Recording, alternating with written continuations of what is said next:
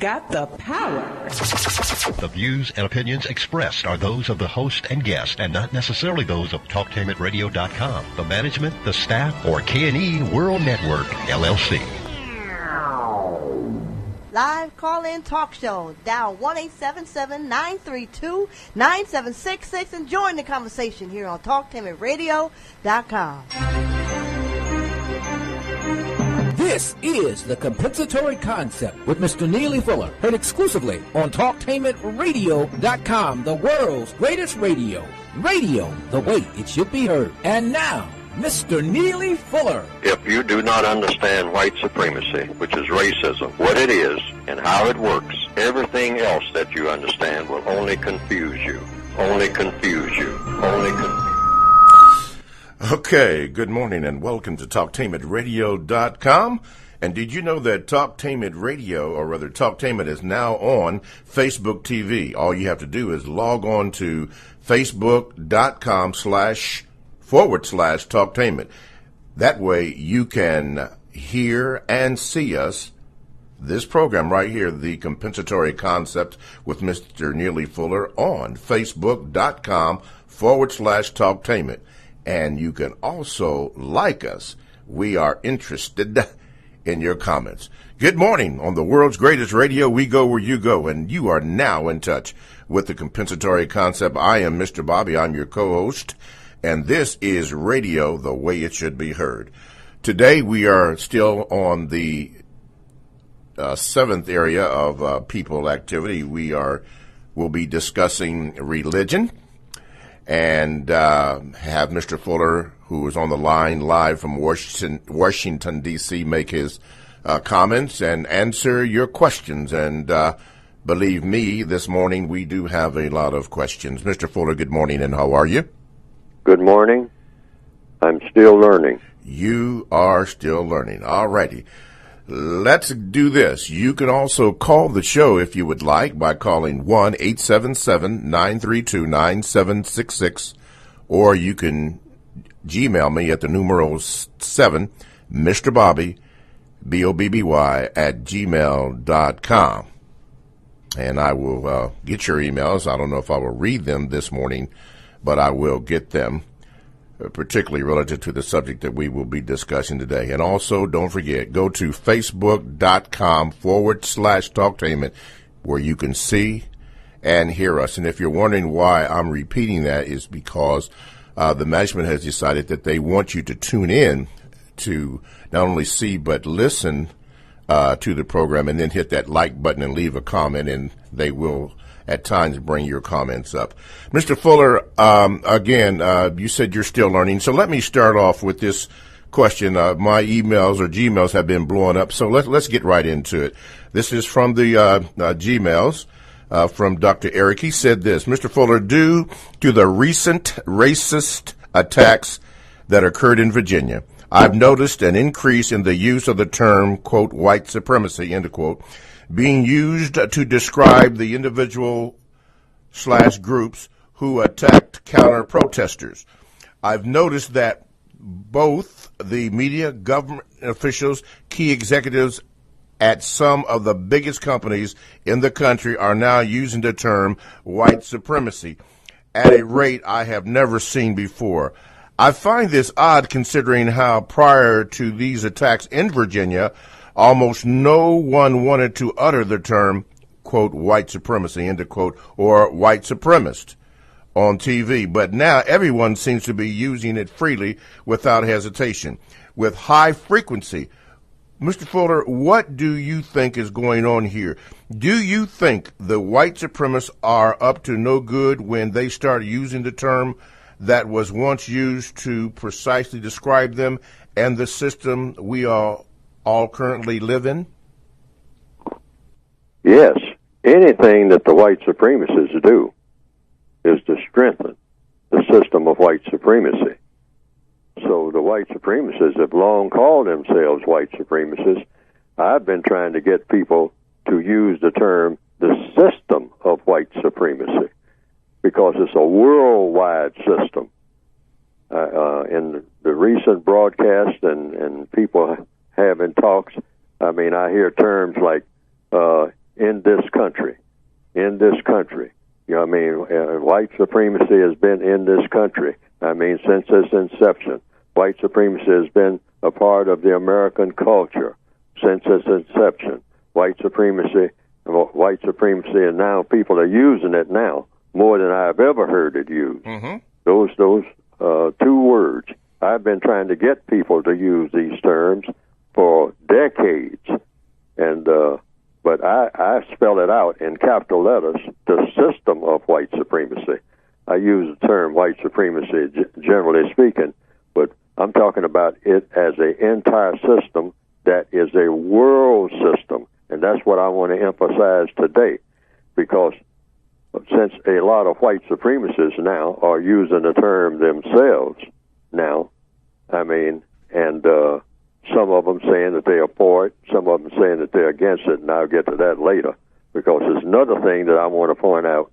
While all of this is going on, you have to remember, and I'm going to say this right now, I mean, because I might forget to say it later on, the white supremacists of this world always see to it that they position themselves on every side of every argument. That's how you become a master confuser. I'm going to say it again. The white supremacists, who are the best governors as far as power is concerned that the world has ever seen, they are the most efficient government that the world has ever seen. Part of that government, part of the government strategy that they use, because we're in a war now. We have always been in a war, because white supremacy is war, all right? They see to it that they position themselves on, since we have heard terms like both sides, this side, that side, alt-right, alt-left, talking about sides. No, the system of white supremacy takes all sides of every argument, but they do it in such a way that when all the talk stops, the system of white supremacy comes out stronger than any side, because they have positioned themselves on every side of every argument strategically. That's a part of their strategy. Yes, sir. I want to say that. I want that to be embedded in people's minds. See, you know, I've been out here talking for many, many decades, and I'm going to point to the code book and whatnot, but this is not in the code book, I don't think. But I want to say this. I want to make this very clear on this program, on Talktainment Radio, August the, what's today's date? 16th? Yes, sir. 2017. Yes, sir. Watch for it, folks. These white supremacists, who are the best strategists when it comes to dominating and misusing people that the world has ever seen, always position themselves on every side of every argument. And they, on the surface, look like they're going at each other. And sometimes they go at each other to the extent that they kill each other. Wow. All right? Yes, sir. They don't mind doing that. See, because they are a criminal organization.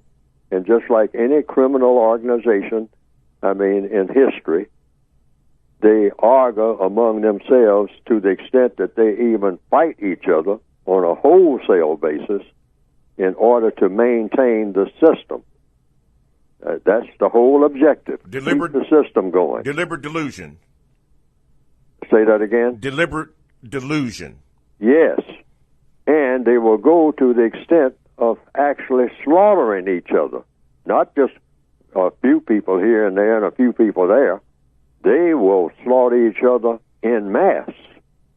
They don't care about that as long as the system remains intact. Like they did in 9/11. In any circumstance, Any where circumstances. the white supremacists are involved. Mm-hmm. I don't know whether they were involved in 9/11 or not, but I'm saying in any big event where non-white people are involved, the white supremacists have positioned themselves in every position that you can name. They are everywhere, all the time, simultaneously. You don't have to go somewhere trying to look for them here and look for them there. They are always everywhere. Well, then that would include 9/11, but that's okay. We'll move on from there. Yes, they are Okay. involved in anything that Okay. involves non-white people. Okay. If any non-white people were killed or harmed, and anywhere, and this is important. I keep saying it over and over again because sometimes repetition is important. Yes, sir. Those things run past people all the time, and I find myself having to repeat myself Yes, sir. many times over before someone, sometimes, and this has happened when I've gone on what you call the speaking circuit. Yeah. I will say something 5 times in a row, and then when it comes questions and answer time, someone in the audience will hold up their hand who is sitting right on the front seat, will say, I would like an answer to this question. And they will ask the same question that I have spent an hour talking about. Mm-hmm. All right? So, but I understand that. Yes, sir. Because sometimes I've been a member of an audience where a person was saying something over and over and over again, but my mind had actually drifted somewhere else. Okay. All right? All right. So I can see that it happens, Yes, but I sir. just want to point it out this morning. Okay. The white supremacists, remember this, folks, position themselves everywhere, not just on one side. Recently you've been hearing what? On television, you've been hearing people use the term this side, that side. And what's 2 words that you've been hearing over and over again? Both sides. Both sides. Both yes. sides. BOTHSIDES. Both sides. Well, the white supremacists, keep this in mind, position themselves All sides. in any argument on all sides of every argument so that they always come out with the power at the end of the argument. Okay. Don't forget that. Don't forget that. Okay. Let's move on here. This is a try question in one. It says, Mr. Fuller, why do, and I'll try to fix it so you can answer all 3 at this, basically, why do white people who practice racism deny reality, and why do non-white people of the world settle for only survival instead of fighting for justice? And 3, how do we break the introduction that all non-white people and white people are bombarded with 24/7 through their thoughts, speech, and actions every day in all areas of people's activities, in particular education, entertainment, religion, and sex? All right, let's go with the first one. Why do white people who practice racism deny reality? I think I just covered it, but I'll cover it again. All right. The white supremacists have a code, a world code, and that code is dominate and mistreat in all 9 areas of activity: economics, education, entertainment, labor, law, politics, religion, sex, and war. Mistreat non-white people. Any person who is classified as black, brown, red, yellow, tan, beige, and might even, with this genetic engineering, might even come up with some purple people that they can do something to. Who knows? The white supremacists just have this thing about being color struck, all right? Okay. And anybody that has color in his or her skin is supposed to be some kind of target. They came up with that and made a whole dominant world culture out of it. All right. That's very efficient when it comes to producing things. It is very efficient. Okay. Most of the things that we enjoy is because of the work of the white supremacists. Gotcha. Truth be told. Okay. Now, But they believe in mistreating people and killing people in huge numbers. Yes, sir. Who have color in their skin in order to have those things, and actually the things that they have are not as important as the fun that they get out of mistreating people of color. Wow. I mean, they've gotten so complacent and so good at it and whatnot. They say, heck, actually, we just don't, mistreat black people just so we can have some more things, have some money, and all like that. We got all of that.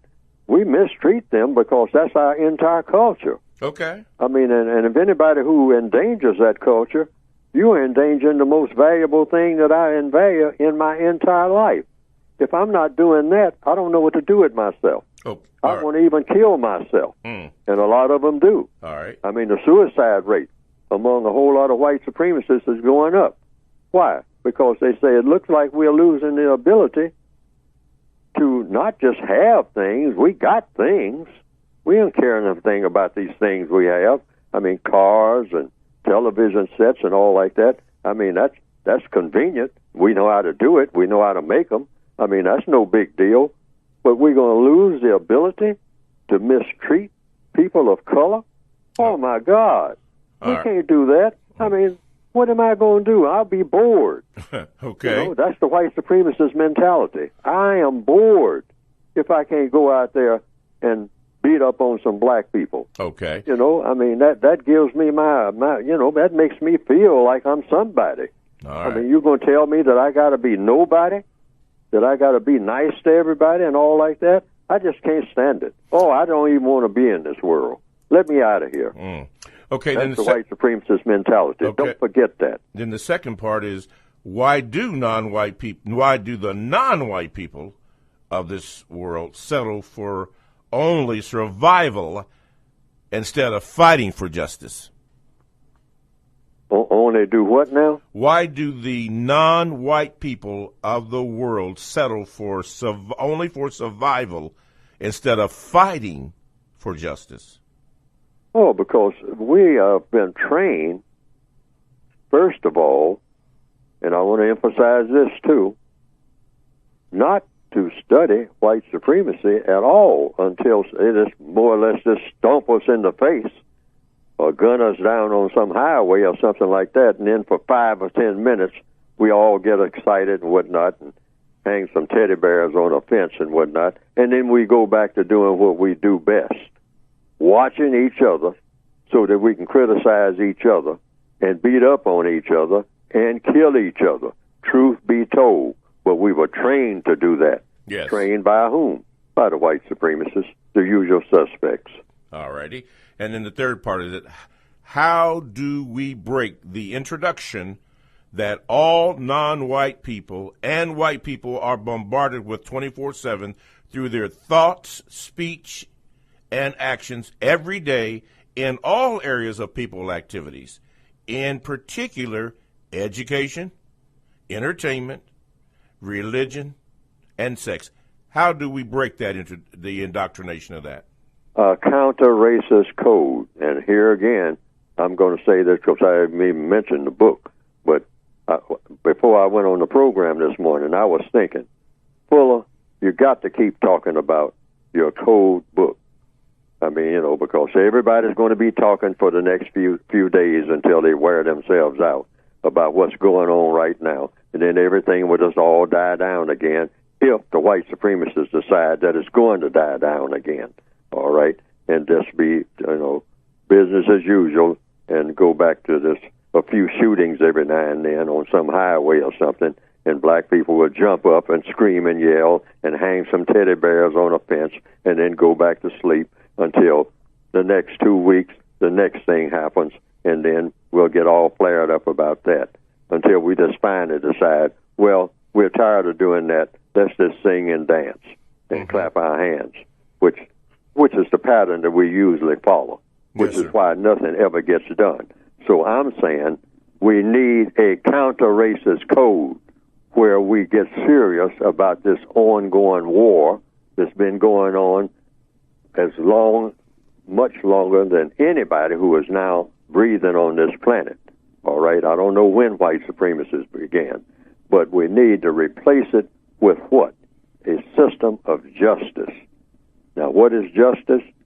Guaranteeing that no person is mistreated and guaranteeing that the person that needs help the most gets the most constructive help. All righty.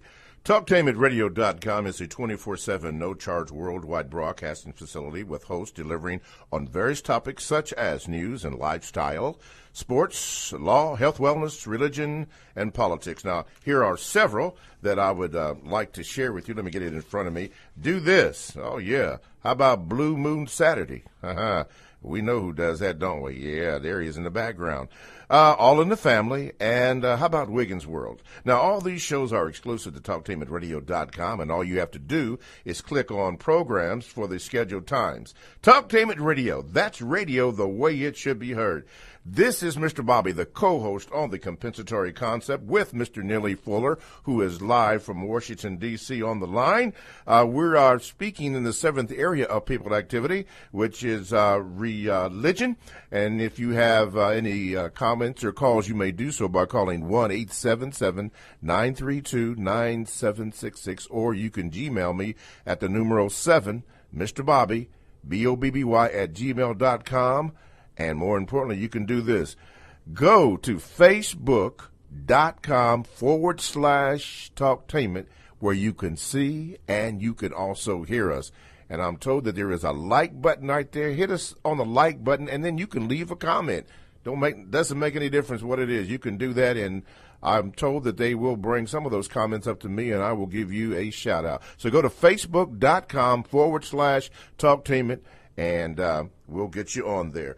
Mr. Fuller, you said this, not verbatim, I'm going to say this, but you said that the problem in the world is the race problem, and that basically no problems can be solved until that problem is solved first? Absolutely. You can't solve any major problem in economics, in education, in entertainment. You know, a lot of black people are looking forward to being entertainers and all like that. And if there are some problems in the field of entertainment, you're going to have that problem if you are a person of color. I don't care what you set out to be. Mm-hmm. See, at one time, I thought that, like a lot of black people, even today, think, well, I don't have time to be bothered with that race stuff. I got too many other things to do. Well, it comes down to a very logical question. Other things like what?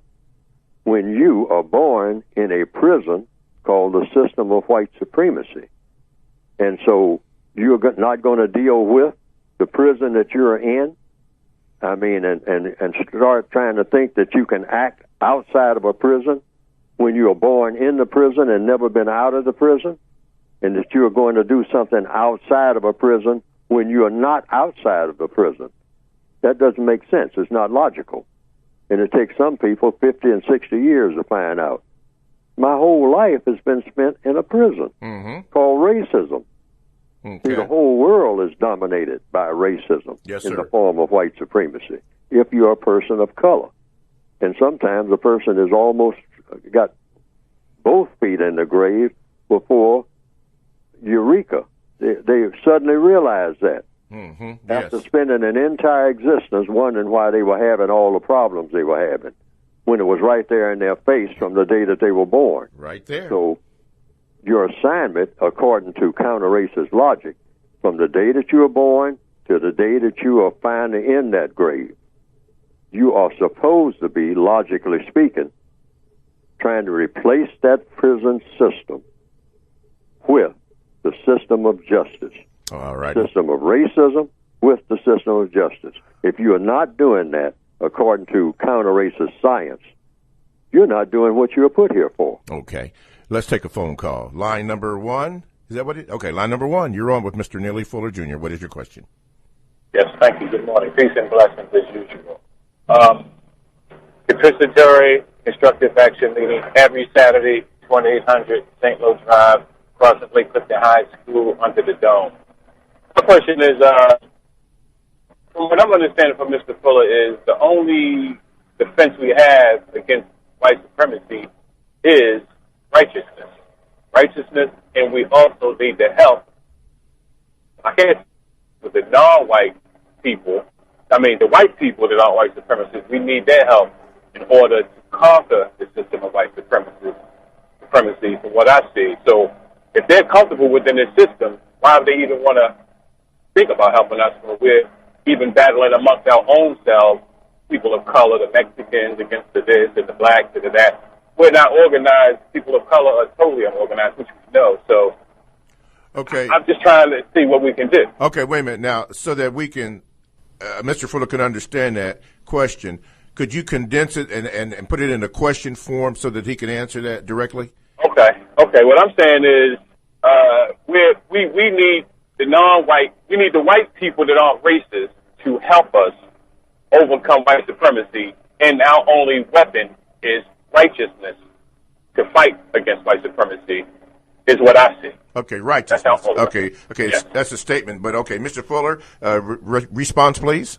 Yes, and in the textbook for victims of racism, it tells, because I was anticipating at some point, very few white people have ever talked to me about the counter-racist code. In fact, I can count them on less than one hand, because I think it's maybe about 3. In all the years that I've been out here, there have been about 3 white people who have talked to me for maybe about 2 minutes. Yes, sir. I think it's one that talked to me for about 2 years. Wow. I mean, this is a white lady that was calling me on the telephone. Yes, sir. Frequently. Yes, sir. But now, other white people, it may be 1 or 2, have talked to me about racism and my views and all like that, maybe for about 3 minutes each. And all the decades that I have been out here, because I try to be scientific, not emotional, governance talking about, just beating up on white people and talking about my grievances and all like that. I talk about solutions. And see, and most white people, if they talk about, it's been my experience, if they talk about solutions, they talk about it kind of in the abstract, like, well, we should all love each other, And if they do something physical, then they do what black people do when we solve problems. And that is, we hug and high five. All right? Yeah. But we don't get down to starting today, what is it that we're going to stop doing, and what is it we're going to start doing? Starting right this minute, today. See what I mean? Yes, sir. That's what you call codification. See, and the white supremacists don't want black people to ever codify anything. Just talk about how you feel about everything. Just jump up and down and scream and yell, clap your hands, stomp your feet, but don't talk about doing anything in a systematic manner. All right? But what I have written and spent time doing all down these years is try to come up with a counter-racist code that's very specific. Now, what are 2 of the things at the top of that list? And I have reiterated those 2 things because they'll go a long ways. Okay, number 1. The white person who wants to help, first of all, never say anything to a non-white person that is not true, or you will have that label on you as being a white supremacist forever, a suspected white supremacist. Okay. In official terms, okay, according to the counter-racist code. That's an absolute. Yes, sir. Don't you ever, if you're white, say anything. I'm talking about just get a street number mixed up. Okay. I mean, if I ask, where's Cherrydale Street, and you send me in the incorrect direction, that makes you a suspect right there. Okay. Because the white supremacists thrive on lies. Lies. Okay. Hold it right there, Mr. Fuller. TalkTameRadio.com. I am Mr. Bobby. I am the co-host on the Compensatory Concept with Mr. Neely Fuller Jr. And you can get in contact with the show by doing it 3 ways. 1, you can dial 1-877-932-9766, as our caller is doing right now and has done right now. You can Gmail me at the numeral 7, Mr. Bobby, BOBBY, at gmail.com. Can't promise you that I'll get it on the air, but you can also do this. You know that Talktainment is now on Facebook TV. So all you have to do is log on to facebook.com/Talktainment. That way you can see and hear us on this program, The Compensatory Concept with Mr. Neely Fuller Jr. So go to facebook.com Facebook.com/Talktainment, and you can also hit the like button, and we're interested in your comments. Before we take the call, just a few shout-outs to Reggie in Virginia, Sandra in Sacramento, California, Aubrey in Dallas, Vic in Florida, and Chris in New York. Thank you for your listenership. All right, we're talking about religion, the seventh area of people activity with Mr. Fuller, and we will take line number two? Line number 2, you're on. Go ahead. Hello? Yes, the deuce is wide. Go ahead. How you doing? My name is Gregory. I'm a frequent caller or listener always of Mr. Neely Fuller, and yes, I would sir. like to say thank Mr. Fuller. I think he's one of the wisest men we have alive today regarding this topic, and I'm glad he's in our midst in this day and time. And my question is like a two-part question. I want to ask him if he noticed like code words spoken amongst Donald Trump with the white supremacists through everything that happened this past weekend. And my second question would be, does he think a race war is inevitable given, things that are going on right now? Okay, wait a minute. Let's go back to that first question. Was a code word or code what now? Yeah, well, during the conversations, like a lot of the white supremacists said that they were mentioning like dog whistles and things like that during the interactions, and like some of the white supremacists said that he didn't really do anything to criticize them for what they had done. Okay, Mr. Fuller, you want to address that? Code word. Well, if we're talking about code words, all words that white supremacists use to help to strengthen the system of white supremacy are, quote, unquote, code words. They are code words because the white supremacists have the strongest and most efficient code that the world has ever seen. That's why they're the most powerful, the smartest and most powerful people that the world have existed on this planet in recorded history. Now, pre-recorded history, I don't know anything about, but in all recorded history, all the evidence shows the white supremacists are the most efficient people in dominating and mistreating people that the world has ever seen. Yes, sir. And they have a code for doing that. So everything that they say is arranged in a way to strengthen them, not to make them weaker, even when it looks like they are being made weaker. When they speak, they are becoming stronger. And that goes to show just how skilled they are. They are super skilled. This is why, at the end of the day, after everybody gets through talking, if you are a person who has color in your skin, you wind up always having to beg for whatever you want, no matter what it is, if it's anything of value, either directly or indirectly from the white supremacists. Even when they stand there and tell you how much they don't particularly care for you, you still have to beg them. That's not magic. That's a strategy that is well thought out in order to produce that result. So in answer to the question, yes, they have a code. It's called the system of white supremacy. And every move that they make, every word that they say, because they are masters of words, they manipulate words in such a way, and they have a lot of words that they can talk for 2 hours, and you can say, boy, that guy he really did speak. I mean, man, he was burning it up and all like that. But then when you try to interpret what all of those fancy words meant, you will come up on empty. Okay. If you don't believe it, try it sometime. Alrighty. You will say, now, what can I do with everything that I just heard? Mm-hmm. And chances are, there's nothing you can do with anything that you just heard. Okay. That's why you remain in the situation that you're in. But it sounded great. Alrighty. And not only that, the white supremacists are very skilled at teaching a lot of black people to do that. Alrighty. And black people will go out thinking that they are helping black people by using those same terms in the same way, when really they are making black people weaker and weaker who listen to it and buy into it. And then later on, when the black people discover that they became weaker, they blame it on the black person. But it's not the black person's fault, because they were using the same type of terminology that the white supremacists were using. Gotcha. That's why I say go to the compensatory code book through producejustice.com and learn some new ways to use words that I think, in my opinion, will be effective. Okay. And if you use them, In my opinion, too. you can see whether or not it works better. All right. What's your second question, sir?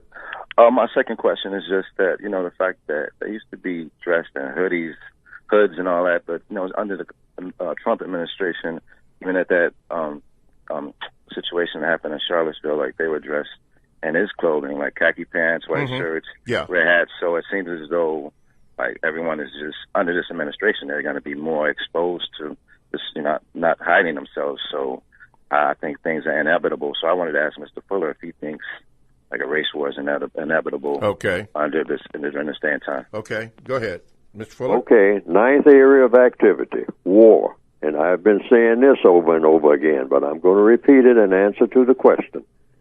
The war has been going on before any of the people who are on this planet now were even thought about being born. I'll put it in that capsule. All of the people on this planet who are breathing right now have been born. They were born. I don't care how old they are. They were born while this war was going on. This war started long before any people, white and non-white, were on this planet. Yes, sir. Now, all right, all the evidence shows that. Because what you're talking about is, when did white supremacy begin? And some people say, well, a conservative figure is around 400 years, and a maximum figure is around 600 years. And I've heard this debated back and forth down through the decades. I've heard this debated. And then some people have said, oh, these people don't know anything, or they're not well aware. The system of white supremacy has been around something like 2,000 years plus.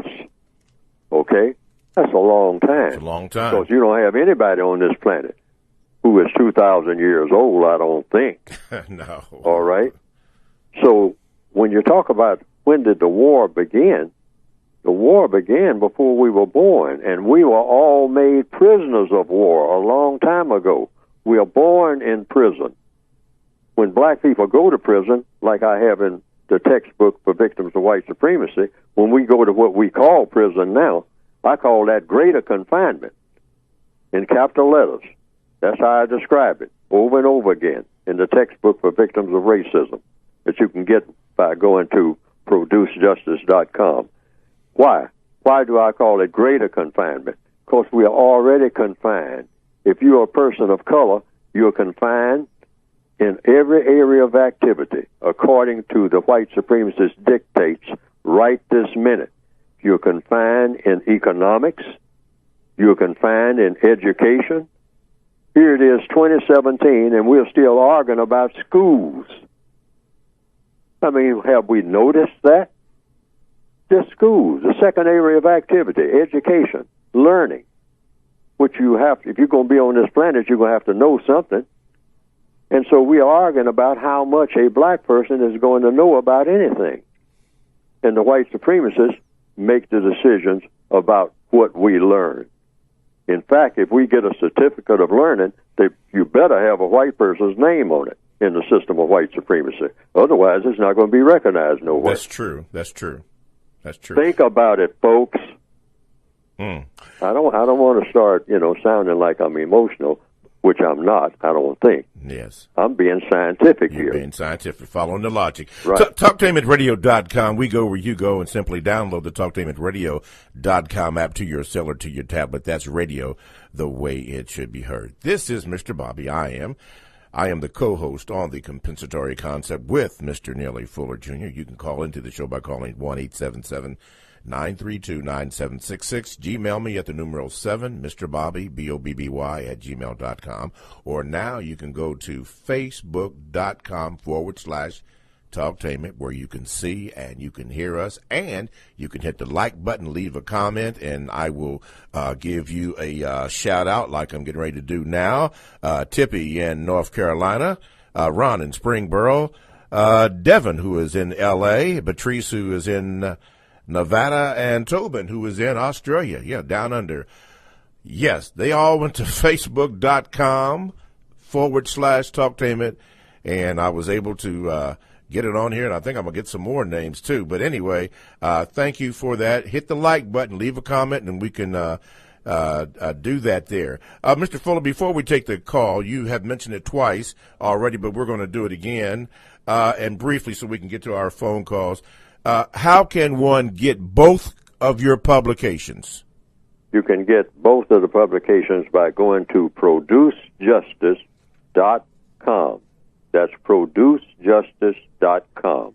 One is a basic book that gives you basic material and talking about what to do, how to do, some ideas about what you can think. It's not a dictatorship.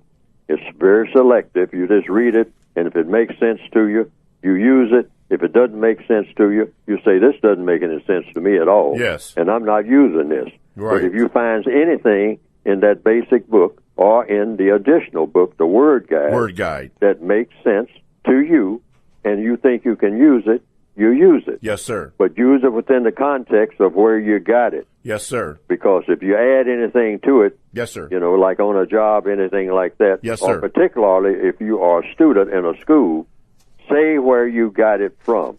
Now, that's not to hype Neely Fuller's books. It is to keep down what? Confusion. Because the white supremacists will thrive on, and they are definitely working on distorting anything that I say. I hear a lot of things that I say out here. I mean, I hear it, but I hear it distorted, okay?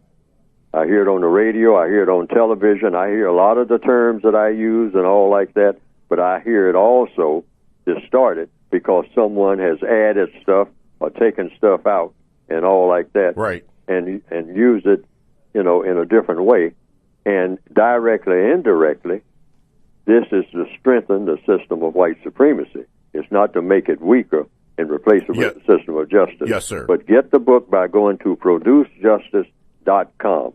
Producejustice.com. That's what we want. Producejustice.com. Okay, let's go to the phone lines. Line number 1, you're on with Mr. Neely Fuller Jr. Go ahead, please. Yes, I have a question for Mr. Fuller. Yes, sir. Yeah, my name is Delvon. I'm from Tampa, Florida. And my question is, I was talking with my wife about what the white supremacists are responsible for. And in the book, it states that we should blame them for most of the things that non-white people do. You know what page that was on? No, I'm okay, not sure. Okay, that's all right. That's all right. Go ahead. All right, that's all right. Go ahead. So my wife, she created the scenario. She said, what if somebody has a job that they're supposed to go to, but they spend the night before smoking and drinking on the porch and then don't make it to the job, so they blame the white supremacists. So, okay. And I said, well, you should blame the white supremacists for the majority of things that happen to non-white people. So I just want to hear Mr. Fuller's take on that. Okay, Mr. Fuller? You look at the whole world like a ship. Anything that sailors, the subordinates, do, on a ship, I've been told, all of the sailors on that ship are subordinate to the captain of the ship. Yes, sir. Okay, look at the entire planet as a ship, and the captains of that ship called planet Earth, when it comes to people of color, are not all white people, but those white people who practice white supremacy. They are the bosses of all of the non-white people on the planet. So, just like on a ship, if the sailors are getting drunk on the ship, you don't say anything to the sailors. You go straight to the captain's cabin and say, what's going on here, Captain? I mean, that is, if you're some type of investigator or something like that, I mean, you've been given that authority, and that's how you do it. Yes, that's sir. the hierarchy. I mean, if you go into a classroom and the students are just throwing erasers at each other and cursing each other out and, and just playing games and whatnot, Nobody's learning. I mean, and the superintendent of schools comes in and looks around, just automatically. Who's in charge? Yes, the superintendent of schools will say, who is in charge here? Yes, sir. See, Right. so it's always the same thing. You know, if you see non-white people anywhere on the planet doing anything that people shouldn't do, and you better believe non-white people are doing truckloads of things that they shouldn't do, all right, every minute of the day, okay, in the system of white supremacy. So should he blame the white man for his on the porch drinking? Absolutely. Okay. Because they are the only captain of the ship. Okay. You don't have two captains. Okay. You just got one. That's what white supremacy means, supreme. So you're always going to the white people, those white people who practice white supremacy, and you know, the white supremacists say, well, look how those people are acting and all like that. Wait a minute, sir. Wait a minute, ma'am. These people were raised by you. They drink your whiskey. Yeah. They don't know anything about whiskey. I see what you're saying. They take your drugs. They go to your school. I see what you're saying. You educate them. And so if you see these people out here acting the way that they're acting, now, the white supremacists will sometimes say, well, that's really not my fault. You can't blame me. I do the best that I can. But these people are inferior. Now, that brings to one thing that I want to say this morning. Okay. I've said it. I very seldom say it. Go ahead, say But it. I have put it in the form of a question. Either the white supremacists are to blame for the problems of black people on this planet, or, listen carefully now, or black people are inferior to white people, or both. Take your choice. I'm going to say that again.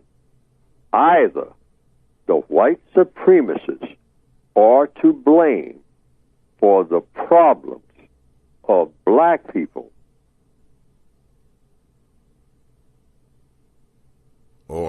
Or black people are inferior to white people, or both. Take your choice. You got three selections there. I just repeated them twice. Okay? Now, a lot of black people kind of roll their eyes at the ceiling when I've gone to seminars and made that statement. they roll their eyes now. Oh, yeah, right. But that's the truth. So you always go for the truth, and you don't care where, you know, who gets hurt. So you got to always start with the truth. And if the truth hurts, so be it. Okay, follow the logic of that Follow statement. the logic. But now here's what. Okay. Why would Fuller even introduce something like that in a counter-racist code? That's in the book. That is a question. Yeah, I was thinking that. Yes. Why would you do that? First of all, you always go for the truth. Okay. Now, suppose it turns out that black people are really inferior to white people. Suppose that after everybody examines everything, go over everything with a fine-tooth comb, and somebody decides, well, hey, the white supremacists are right. Black people are just inferior. They just ain't got it. I don't care how hard you try. Whatever you do with them. I mean, they're just inferior. They can't do nothing that makes sense. Okay, wait a minute. The logic says that we have to follow the statement to ask this question: is that true or is that not true? Is that correct? Yes. I mean, is it true? It's either true or false. We're either inferior or we're not. So the logic says there has to be an investigation about that statement. There has to be an investigation. Okay. All right. Okay. Now, at this point in history, a lot of people say they have investigated it. I mean, you know, without emotion or anything like that. Okay, that's and out. They have come to the conclusion, a lot of people, both mostly white, have come to the conclusion that it's true. Based on what? People are inferior. All right? Well, they base it on, hey, what do they do? See, because when you know, that's just it. The argument keeps going back and forth. Yeah. And so some black people say, well, we're not inferior when it comes to playing music. And the white supremacists say, well, let's look at that. What is music? And then that goes back and forth and all like that. Yeah. And then black people, then the white supremacists will say, well, name something that you have done that's worth doing, or your people. The whole time, then they go back and forth all about ancient Kemet and all like that. Yeah. It goes back and forth. Yeah. But then the white supremacists usually pull their big card out by simply saying, well, why is it that you people worldwide, with your babies in your arms, always have to come to me with your problems, but I never have to come to you? All right? And that's a legitimate question. You're hitting pretty hard, Mr. Fuller. Why is it that you people will get in lines talking about you need jobs and all like that? I never come to you asking for anything. I just come to you and tell you what you better do. All right? Wow. Now, who's inferior? All right? Now, so I have thought about all of this before I coined that statement that I made. Yeah. What you got to say about that one? Okay, so I'm going to get back to what I started this particular part of the conversation with. Okay. Black people, white people, the white supremacists are either they are to blame for all of the problems of black people, or black people are inferior to white people, or both. All right? Now, I coined that statement because I want to go to the truth and then go from there. Once I get the truth, then I want to go from there. And so when I came up with that, I say, okay, suppose it's one or the other or both. I said, and none of these will be satisfactory to a black person, all right, including me, okay? Suppose I am inferior. I don't want to be inferior, all right, but suppose I am. And then I can look at it the other way. Suppose I'm not inferior, but these white supremacists are to blame for me being in this condition I'm in, all right? Suppose that's true, okay? Or suppose both of them are true, that the white supremacists are to blame for the condition I'm in, and I'm also inferior, okay? Now, it comes down to one question now. Okay. What's the solution? And the solution is replace the system of white supremacy with justice. See what I mean? Yes, sir. So that's why I went through all of that to say bottom line is still the same. Bottom line. You replace the system of white supremacy with justice. That's even, what am I really saying? Listen carefully now. Even if black people are inferior, the solution to that problem is not to beat up on these inferior people, but to replace the system of white supremacy with the system of justice, and then define what the word justice means. Okay. Wow.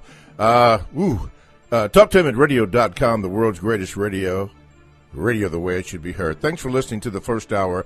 If you're online, hang on, stay tuned for the second hour of the Compensatory Concept with Mr. Neely Fuller Jr. Thanks for listening.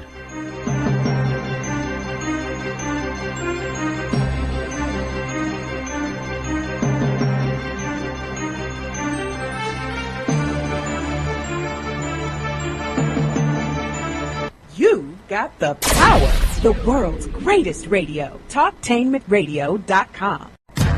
Talktainment Radio, worldwide sound. Talktainmentradio.com. We give you a reason to come. The world's greatest radio. We give you a reason to stay. Radio, the way it should be heard. You got the power. The views and opinions expressed are those of the host and guest and not necessarily those of TalkTainmentRadio.com, the management, the staff, or K&E World Network, LLC.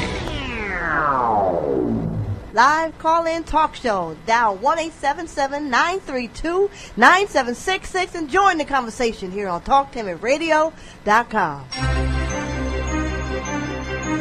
This is the Compensatory Concept with Mr. Neely Fuller, heard exclusively on TalkTainmentRadio.com, the world's greatest radio.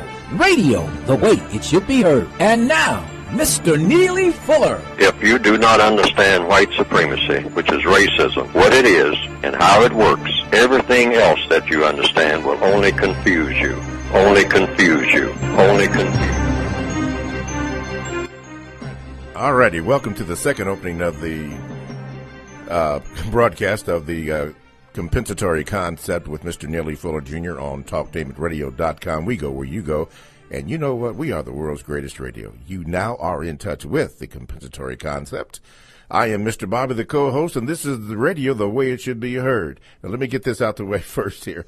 You can get in contact with this show, as the callers are doing right now, so hang on. I will get to you by calling 1-877-932-9766. You can Gmail me at the numeral 7, Mr. Bobby, BOBBY at gmail.com, or you can simply go, since Talktainment is now on Facebook TV, all you have to do is log on to facebook.com/Talktainment, where you can see and you can hear us, and this program in particular, the compensatory concept with Mr. Neely Fuller Jr.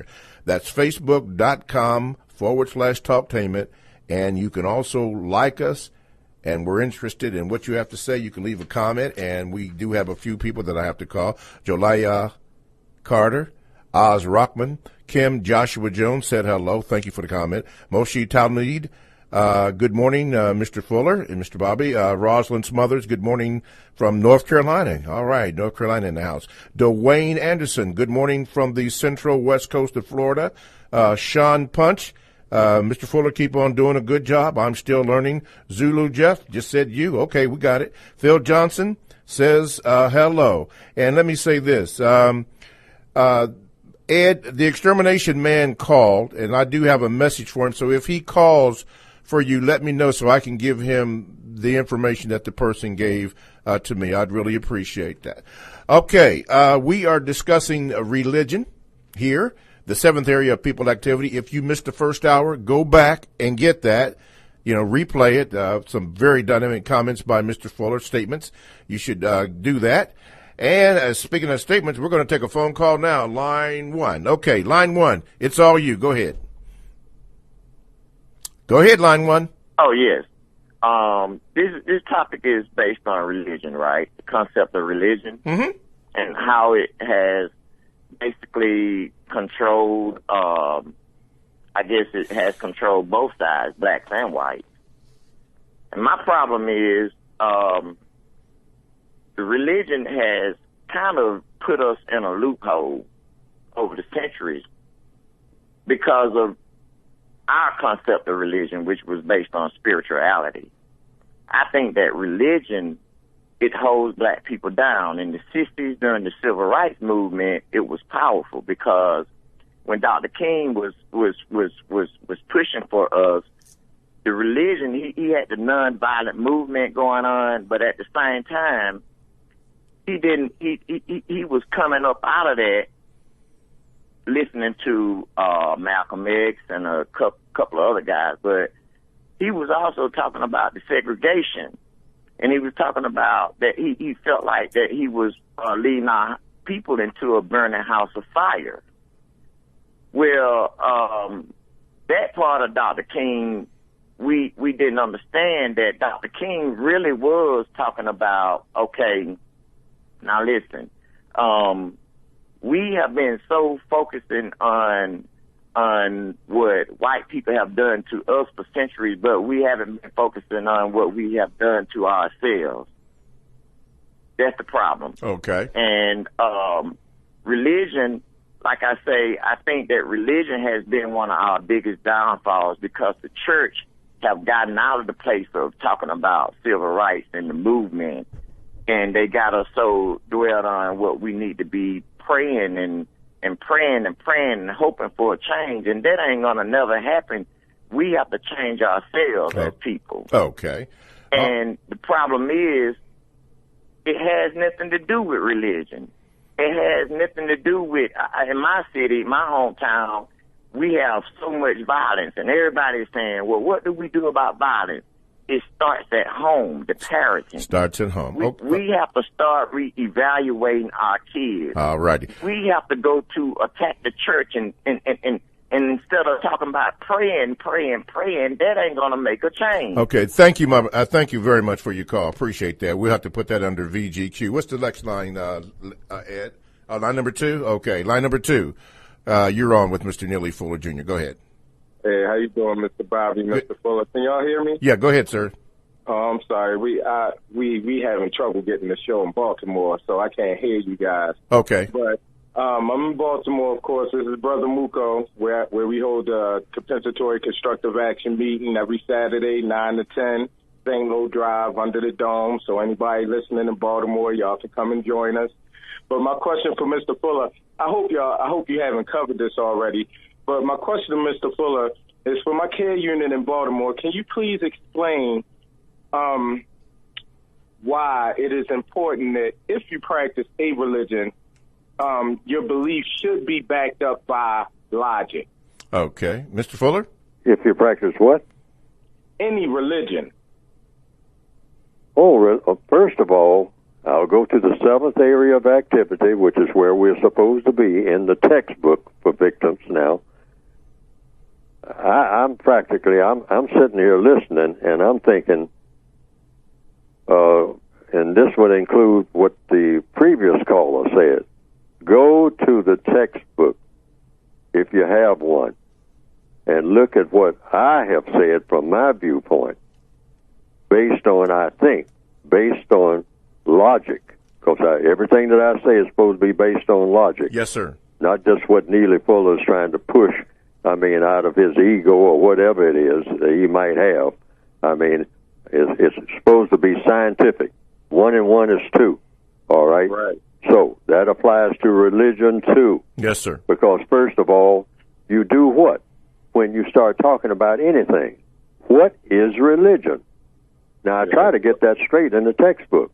What is religion? Get that straight. I hear people in almost every now and then coming up on this program, somebody will say, well, religion is been a big problem with black people and black people with these churches and all that, and that goes back and forth and back and forth. Yes, sir.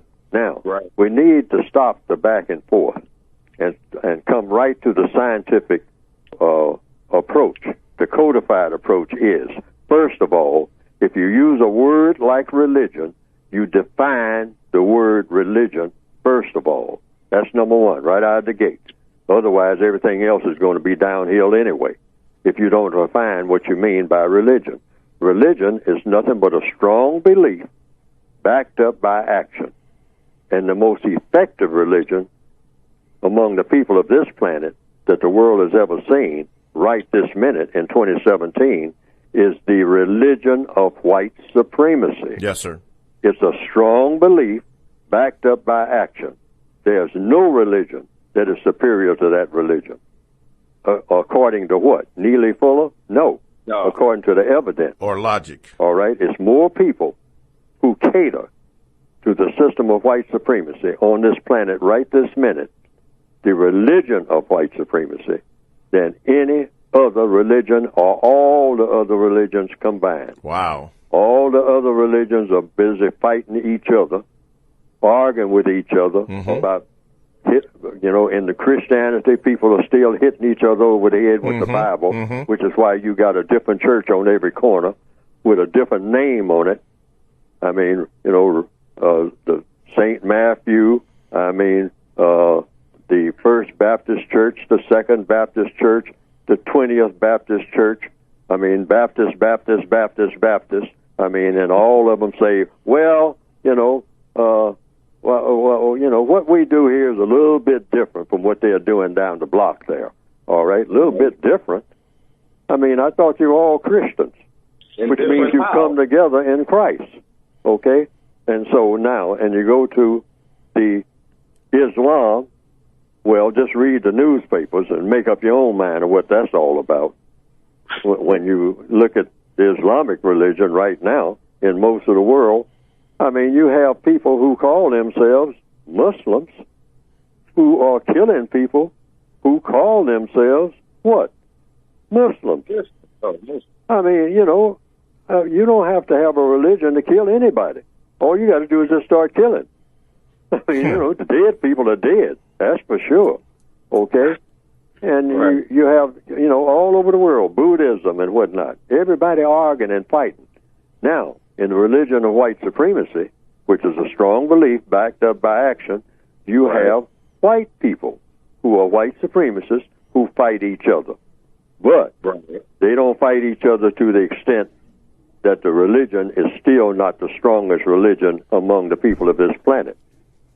And now, what do I mean by it's the strongest religion? Because if you look, there are a lot of black people who call themselves Christians or Muslims or black Hebrews, et cetera, et cetera, et cetera. But what do you notice? When the white supremacists come around with their white supremacist religion, which is the religion of white supremacy, it's not Christianity, it's not Judaism, it's not Hinduism, it's not Islam. The religion of white supremacy is white supremacy. Now, but the white supremacists will call themselves anything, all right? Because that's a part of their deception. That's a part of their strength. Yes. Remember what I said at the beginning of this program. The white supremacists take all sides of every argument. You did say that. They always wind up in the position of power. That was beginning. Power over whom? Over everybody who has color in his or her skin. Right. And that's not because Neely Fuller said so. Just look around at this entire planet. That's another thing. Just don't start talking about Charlottesville or Raleigh, North Carolina or Ferguson, Missouri. When you talk about white supremacy, you're talking about a world system in all 9 areas of activity, and it's a world religion. So if you're going to talk about religion, you start off saying, getting the words straight. Yes. Don't start breaking it down into Christianity and Islam and all like that. No.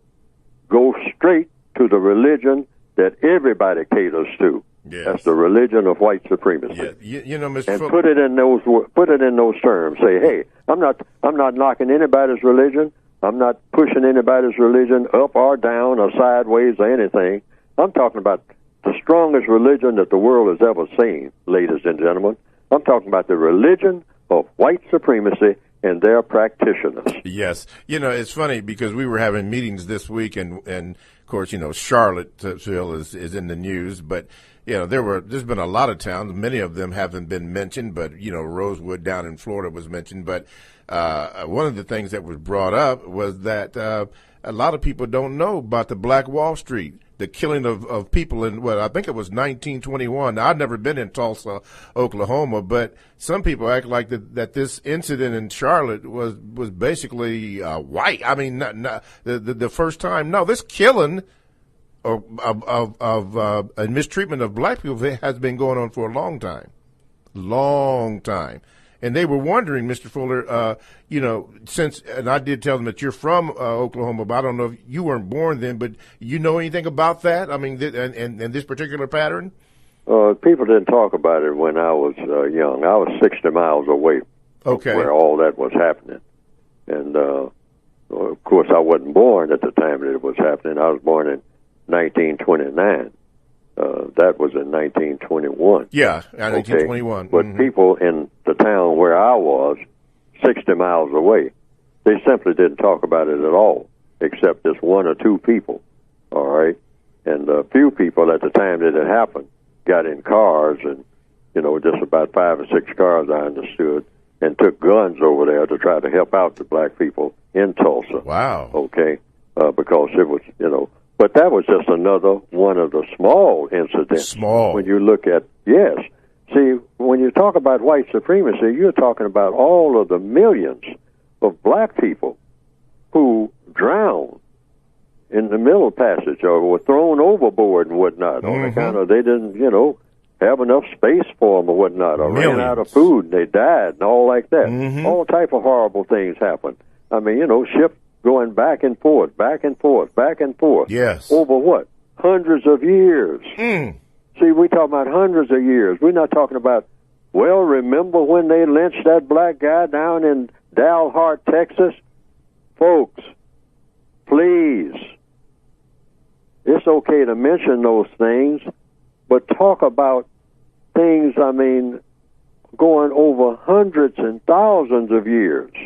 all of the black people that died, I mean, in the Colosseums, in the Roman Colosseums, that were hauled up from what they call the continent of Africa, and they were put into the entertainment centers in Rome by the white supremacists who called themselves Roman emperors and whatnot. But they were white supremacists anytime they went and got dark people and put them in the Colosseums to fight the lions so that the emperor's women could look and enjoy themselves and clap their hands when this black person was being torn apart by a lion for their entertainment. See, that's what they would do when they got bored. Yes, sir. Yes, sir. See, when they're up there, I mean, you know, having all types of orgies and whatnot, and they say, okay, let's stroll over to the Colosseum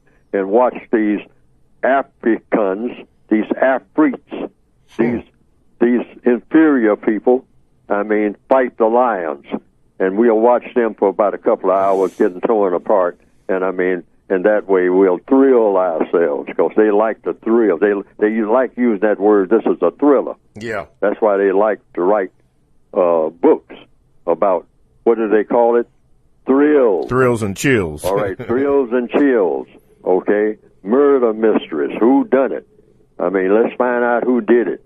You know, we found a body in the trunk. I mean, who did it? I mean, and it'll be 500 pages. I mean, a big glossy book. Not a book telling you how to grow anything, how to dig a well. All those books are back in the back of the bookstore. All the books about killing are up front. That tells you something about so-called white culture right there. Right there. White supremacist culture. And that's a word that hasn't been mentioned on the program this morning, but somebody's been mentioning culture on TV in the last few days with these statues and whatnot. Yes, sir. Our culture, okay? What is culture? See, watch words. What is culture? Culture is whatever you're doing at the time that you're doing it. That you're doing it, yes. See, that's what I mean by a word guide. Go to the textbook for victims of racism. I'm not just trying to push Neely Fuller's book, but it seems like that's the only way that I can do it. Because if I could do it any other way, I would do it that way. But I have this book out here that I think is not the answer to everything, but I call it right there on the cover. It's a guide.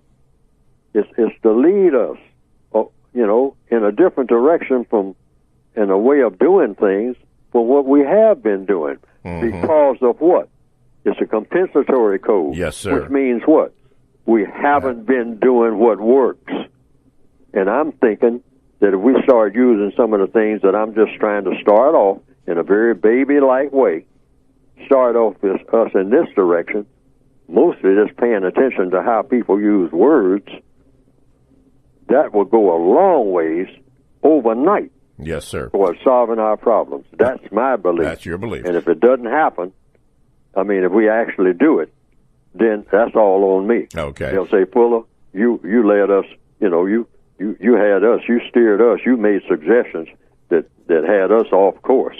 So let's get back to what we were doing. All right. But just try this for a change and see on your job and all like that. And when you go to these colleges, when you go to your high school, take a textbook for victims of racism with you, lay it aside, whatever books that they have, you know, whatever books they put on your desk, read them too. I mean, because you got to do that to stay in school. But lay aside, right there on the side of your desk, have the textbook for victims of white supremacy right alongside, and refer to it every now and then. Okay. And then start asking the professor questions. Asking questions. And now I think we'll start making some traction. There you go. Big time, all over the world. And you can get that by going to Produce Justice. Go to ProduceJustice.com. All right, TalkTainmentRadio.com is a 24/7, no-charge worldwide broadcasting facility with hosts delivering on various topics such as news, lifestyle, sports, law, health, wellness, religion, and, of course, politics. And here are a couple or several I'd like to share with you. This is Libby, and you've heard that, but yeah, you got to hear it again. The Kinsman and At the Table. Now, all these shows are exclusive to TalkTainmentRadio.com, and all you have to do is click on programs for scheduled times. That's Talktainment Radio. That's radio the way it should be heard.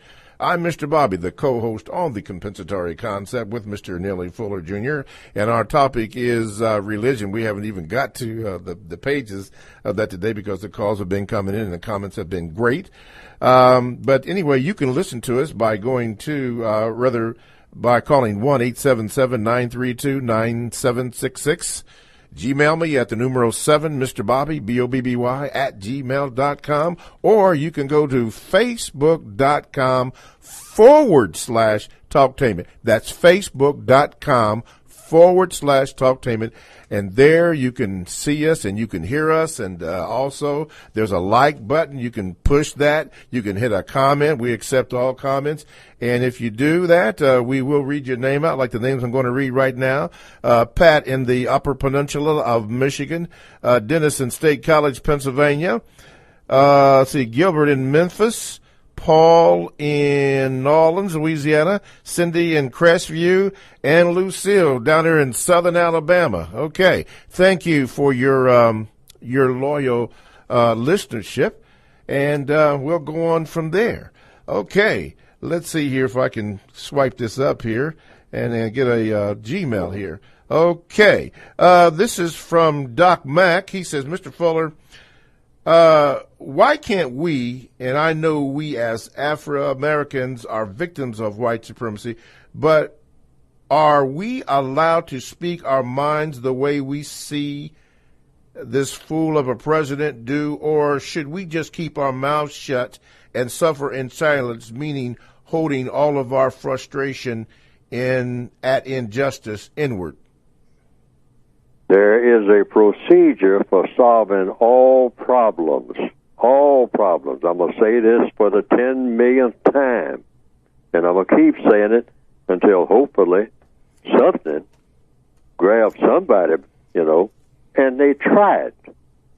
All you got to do is just try it. If it doesn't work, jump all over Neely Fuller and say, Fuller, get out of here with that garbage, because that's one of the first things and one of the first people that I talked to told me, Fuller, ain't nothing in that book that I can use. And I said, well, that's what you're supposed to discover by reading the book. And if there's nothing in there that you can use, that means that you are able to solve your problems without the use of my book. See, the book is just a practical guide. Mm-hmm. And if you can't find nothing in it that you can use, don't use it. That's what compensatory means. It's based on compensatory logic, which is the logic of the entire universe. Okay?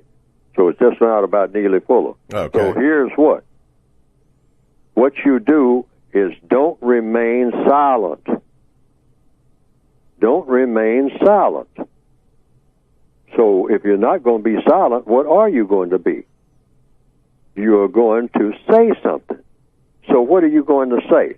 Say something in a scientific manner. Follow the logic. And how do you do this? By doing what? If you've been listening to this program here on Talktainment Radio, or if you have read some parts of the textbook for victims of white supremacy, how do you solve problems? Racism is a problem. It's just another one of the problems that's the biggest problem on earth among people, in my opinion. How do you solve it? Just like you solve any other problem. Ask questions. Ask questions.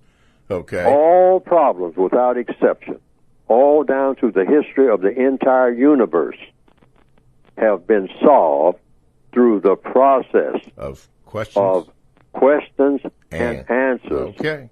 So rather than get frustrated and start running around in a circle screaming and yelling like we usually do, just calmly, regardless of what the person is saying, whether it's Neely Fuller or whether it's President Donald Trump or whether it's Julius Caesar, whomever it is, whether it's the devil, if he'll talk to you, ask questions. Mm-hmm. Ask questions about what? about the details of everything that the person who is speaking is saying. Okay. And that includes Neely Fuller, President Donald Trump, or anybody else. Right. Ask questions and don't help with the answers, and don't jump into the person's conversation or response when you're answering. Okay. Or when they try to answer. Okay. I saw that happen this morning and yesterday on television. Yes, you did. Yes, I did. Yeah. I mean, I saw this on television, and that was President Donald Trump was making statements, and people were asking him questions about the statements that he was making, and he started telling people, "Let me answer your question." And people were breaking into his answer. Now, I don't know who these people were, but the code says don't ever do that. When you ask a question, after you put that question mark behind that question, that's what that question mark is for. Yes. In fact, that's the universal symbol in the code, a question mark. Okay. That's a universal symbol. Okay. Okay? Once you ask that question, go silent. Go silent. And wait for the answer. You don't want your answer. You want the answer from the person who's doing the talking. Because this is very, very important. I'm going to tell you why. Once that person answers the question, regardless of what the answer is, the only thing you do then is have your next question ready. If you have a question. Okay. All right? But don't help them with the answer. Okay. Never do that. All right. Let me close this question out.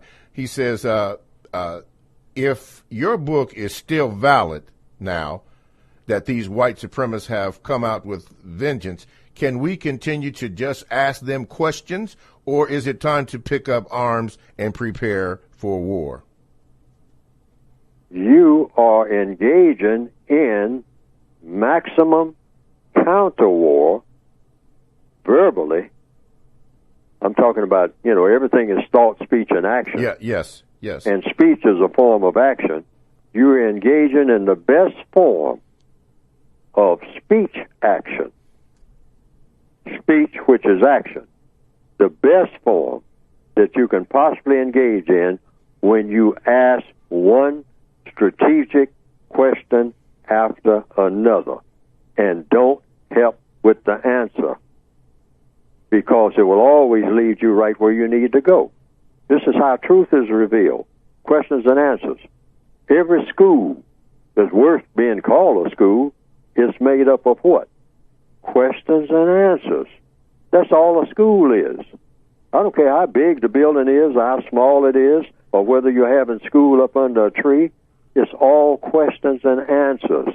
If you ever think about it, folks. What is a school? Questions and answers. What is a courtroom? Questions and answers. Right. They always lead you right where you need to go. Okay. Stay in the question lane. TalkTainmentRadio.com. We go where you go, and you can simply download the TalkTainmentRadio.com app to your cell or to your tablet. That's radio the way it should be heard. This is Mr. Bobby. I am Mr. Bobby, the co-host on The Compensatory Concept with Mr. Neely Fuller Jr. Our topic has been, religion. Okay, I was told to go to the phone call right now, then I'll read the information here. Okay, line number 1, you're on. You got me? Hey, yeah. Hey, listen, before you make your comment, I need you to hang on because I got a message that I'm supposed to give you and only you, and I don't want to put it out all over the world. So when your 2 minutes are up, then hang on, then I'll give you the message, okay? I'll go back and give you the message. Okay, go ahead, bro. All right. Black people are not inferior to anyone. What it is, we have been conquered. Pilgrims came here. They wouldn't even survive if it wasn't for the Indians. Chinese came up with gunpowder. Different people came up with different things wherever they were. It's not that nobody is superior to anyone. These people were just able to come and conquer people and kill them. And the main reason they was able to do it, because non-Caucasian people always befriended people. So when a stranger came to their land, they didn't say, oh, let me kill them all. They took them in, talked to them. There's another human. And that was their biggest downfall. Now, let me say this real quick. Our time is quickly running out. If you want a chance to save your life or some loved one life, you got to try to get them out of here. You're not going to outshoot, outgun, outkill this man in his land. That is not going to happen. Some black men out there with a few guns think they are ready for a war. I wonder sometimes have any of them ever been in the military. They not ready for no war. They couldn't whoop the Boy Scouts. It takes a lot to fight a war. First of all, you need a country you fighting for. We never had no country. This ain't our country. Vietnamese, they had a country over there. Iraq, them. They got Afghanistan. Them people are fighting for their land. They have something to fight for. What would we be fighting for? So we can just come back out and walk down the street and go to the store? You sure ain't gonna be fighting for no country. You ain't got no country. All right, people. If you're able to get out of here, get out. It don't mean you're being scared. It don't mean you're gonna get away from white supremacy. Hey, white supremacy run the world, but you might go be able to get somewhere to live your life out. All right, your grandchild might be able to live their life out. Okay. You're not going to defeat these people. All right, my brother. Okay. Hey, don't hang up. I'm gonna give this message to Ed so he can give you what this gentleman wants to get in contact with you. So do not hang up. All right. Brother, appreciate Okay. All right. Let's go to line number line number 2. Okay, caller, you are now on with Mr. Neely Fuller Jr. What is your question? We can't hear you. Hello? Yeah, go ahead. You can hear me now? Yeah, I can hear you. Go ahead. Yeah, good morning. My question to Mr. Fuller today is, in the 9 areas of activity, if we had to take them apart and show people and get rid of the disinformation and the deception, which one do you think would be most important to stop, like, immediate suffering right now, like, for instance, in the Middle East, and like the wars that's going on. Like, okay. Can I give an example? Like, no, wait a minute. Let Mr. Fuller address that, my brother. Let him address that. The 9th area, and I need you to listen to what Mr. Fuller is going to say. Mr. Fuller? The 9th area of activity of war and counter-war. Go ahead, repeat it. I was saying which one, if you had to take them apart and show people what's actually going on instead of the deception, which area do you think would be the most important to stop immediate suffering right now among non-white people? Okay. Like right now. All right, Mr. Fuller? The code book is written in such a way that whomever picks up the code book, which is just a guide, what I have written is just a guide, and is segmented into 9 areas of activity. And the 9th area of activity is war, counter-war. But all of these areas of activity blend one into the other. What affects politics affects education. What affects education affects war. What affects war affects religion, et cetera, et cetera, et cetera. It's all a part of the same cloth, you might say, like a blanket made up of different little patches and whatnot. Old-fashioned blanket made up of different types of cloth, but it's all the same blanket. So the world is the same way. It's all just one piece of cloth. All right? You can't really separate one from the other. I mean, it's all, the world is the world, and we're all in it. Okay? So now, and a counter-racist code operates the same way. You're in the prison system, so each prisoner, and I keep emphasizing this, has to make his or her choice about what he or she will do about racism wherever he or she may be in the prison system, based on what they think will work. And all of the book that I have written, the part that I have written of what I call a code, which is not a complete code, there's no such thing as a complete code until all problems are solved. But the contribution, if you want to call it that I have made is just a sort of a guide about what some of the things a person can choose to do, but they have to choose to do it depending on whether or not they think it will work. It's just like, working, in a big building, and, you're doing whatever you're doing in the building, and if the building is a place that produces lettuce, I mean, wherever you are in that building that produces lettuce, you just do the part of handling the lettuce that you do. And if you come up on a way of doing it that's different from the ways that everybody else is doing it, I mean, you just do that because you say, well, we have to have the lettuce at a certain temperature in this part of the building that's different from the lettuce and the temperature in the other part of the building. Yes. I mean, on account of the air conditioning is different and all like that. So you just do that. So everything is addressed to the individual person. See, that's one thing that we don't understand. It always comes down to individuals. Why? Because the concept is this, and the white supremacists understand this concept.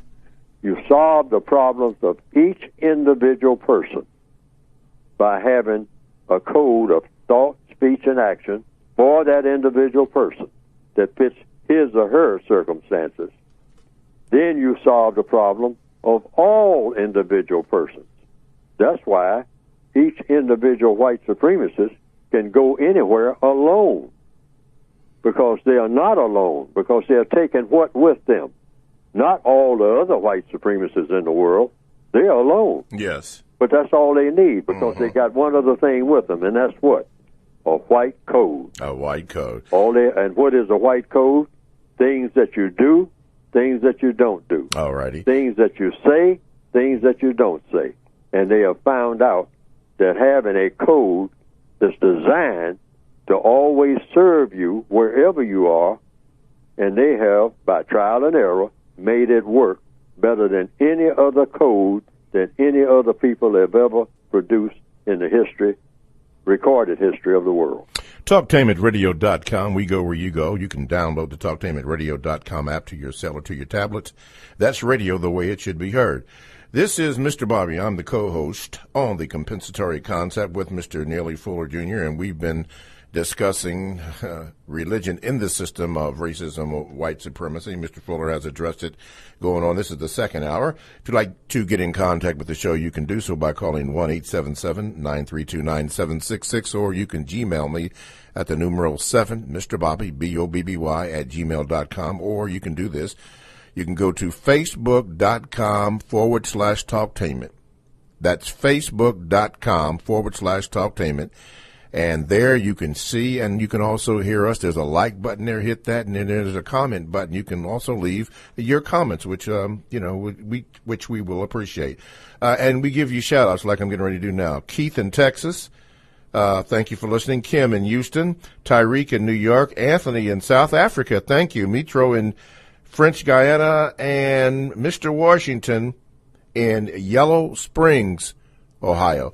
Thank you for your listenership. Let's go here. This is from a lady in Michigan with a two-part question.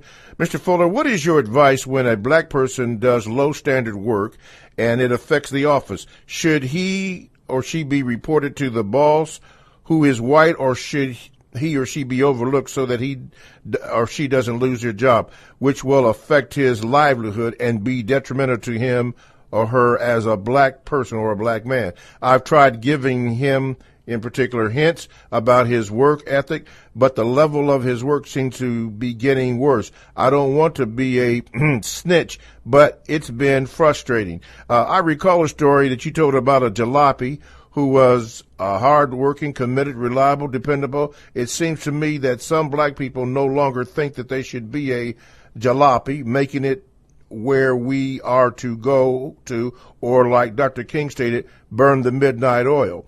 We have become so comfortable and complacent, in my opinion, no longer think we should continue to work hard and produce quality work so we don't jeopardize what we have already. Your response, Mr. Fuller? My response is, tell the person the truth. Tell the person the situation that we're in. We're in a prison. We are prisoners of war. So you tell your fellow prisoners the truth. You go to them. If you're working in the laundry, you're working in the machine shop, in the prison, you're working in the prison yard, cleaning up the prison yard, whatever you're doing, and someone is over there not doing their part of the work that they are assigned to do. You didn't assign them to do it. The white supremacists assigned them to do it. So you do this like in Shawshank Redemption. Red, he turned to Andy the Frame and told when they were tarring that roof, and he said, Andy, you walking over there toward the guards, getting ready to have a conversation, get back here on this mop, fella. I mean, we're supposed to be tarring this roof. Because, why? Because if you go over there and start some kind of argument with them, you're going to get in trouble. Don't do that, because that's going to be the result. Everything in codification is about cause and effect.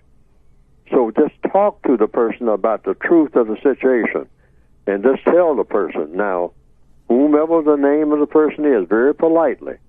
I mean, you're not making a threat. You're explaining something about the situation in this prison. You say, look, if you keep doing what you're doing over there in your cell, the warden is going to become aware of it. And they say, well, the warden won't become aware of it if you don't tell him. Say, yeah, but the warden is going to ask me what happened. And I'm going to have to tell the warden the truth, because I am a prisoner like you. I don't want to go into solitary confinement. And so you're going to be helping them to put me in solitary confinement if I cover for you. And that's not correct. So if you just do your part of the work, I do my part of the work, yes, maybe eventually the both of us can figure out where we can both do less work. But what you're doing now is putting us both in jeopardy. Yes. Okay. And they say, well, you're going to snitch on me? Say, no, I am just telling you that you are hurting yourself,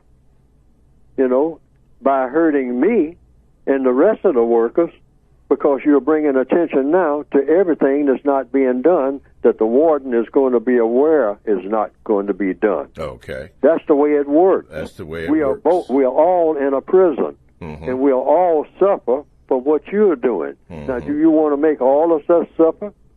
Because you'll wind up suffering anyway, because the work ain't getting done. It's not getting done.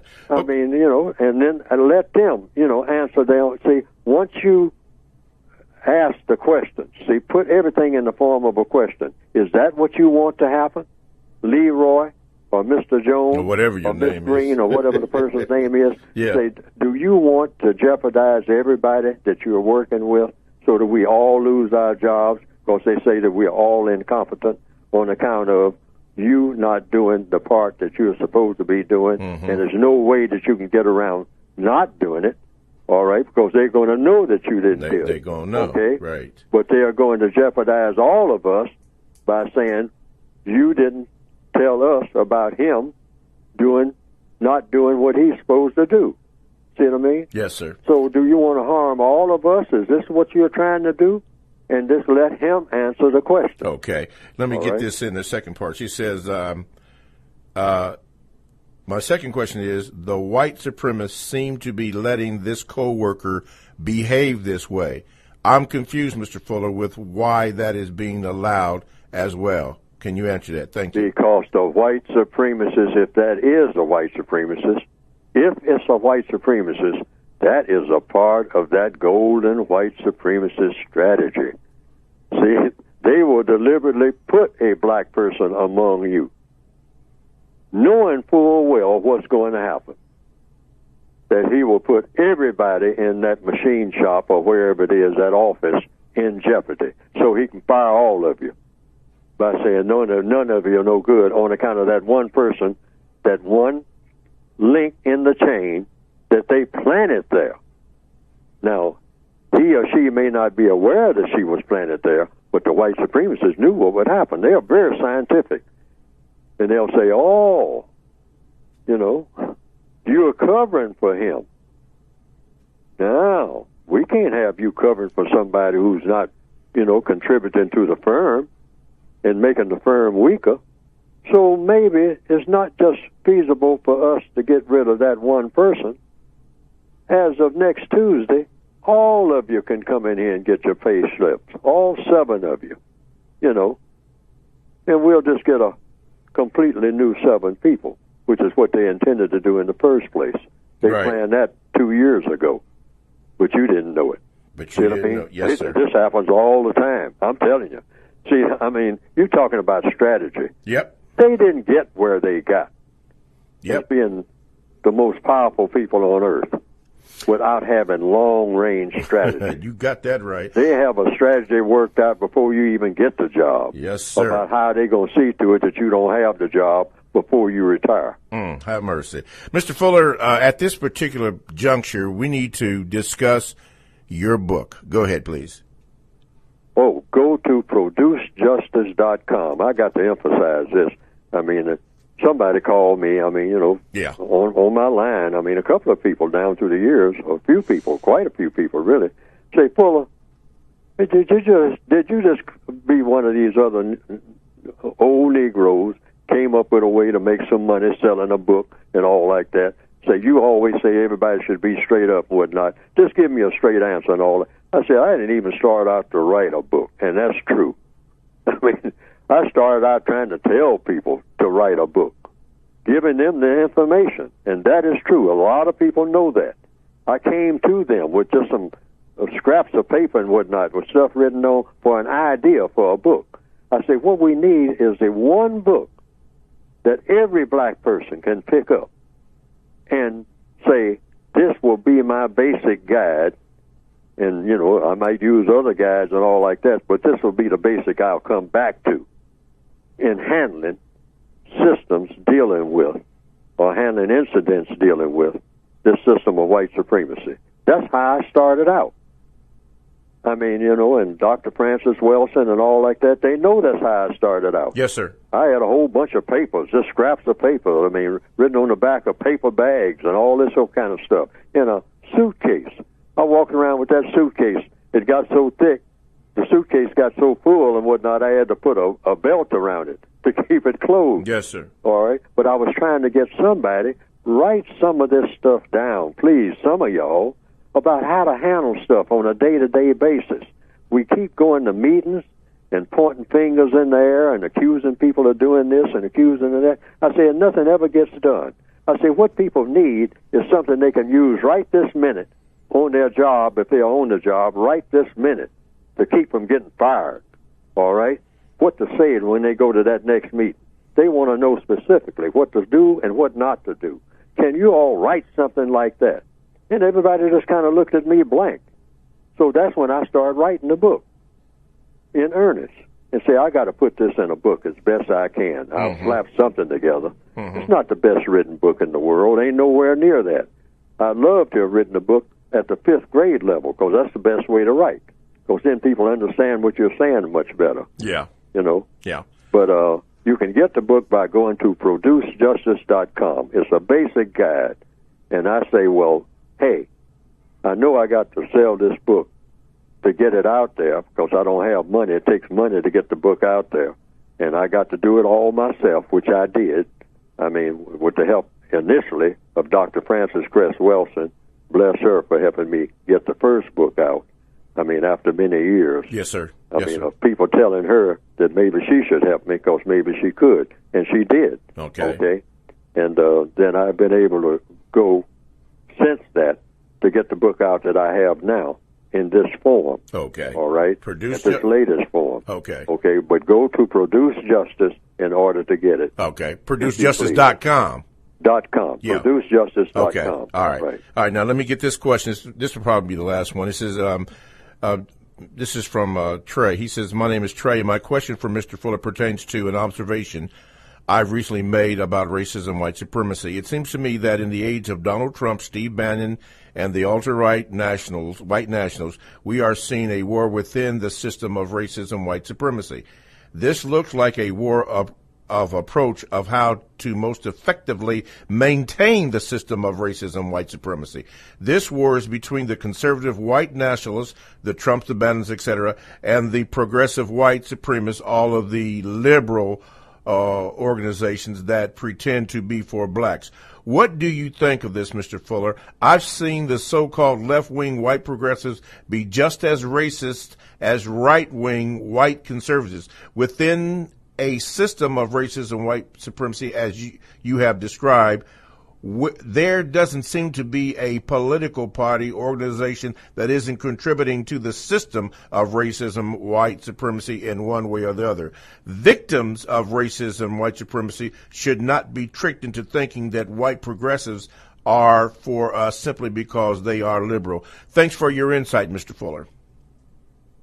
If this is in the form of a question, yes, I'm going to go back to what I said at the beginning of this program almost 2 hours ago. What did I say? I started off, and I said, I want to make this very, very clear.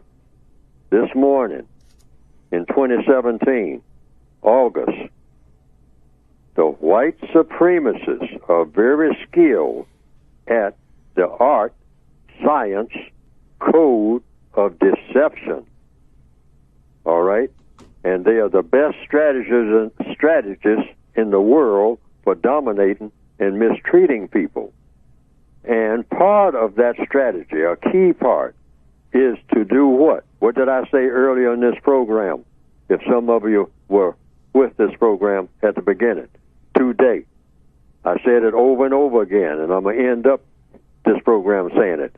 The white supremacists take all sides of every argument when it comes to people of color, so that they have positioned themselves to have, in the end, the same strength or greater strength than they had before the argument started. I'm going to emphasize that again. They are very, very scientific at taking all sides. See, they position their people on all sides of not just two sides, three sides. If there's an argument of any kind, religious argument, political argument, educational argument, they position themselves on all sides of every facet of every argument. Don't forget that. Like the Godfather trying to tell Michael, whomever comes to you and set up this meeting, that's a traitor. Don't forget that. Don't forget that. All righty. Well, we have come to the end of the show, so let me say this. Thank you for listening. TalkTainmentRadio.com, the world's greatest radio, and radio the way it should be heard. Thanks for all of your calls, your Gmails, for your likes, all that. Thank you for listening, and we will see you next week. Thank you, Mr. Fuller. Thank you.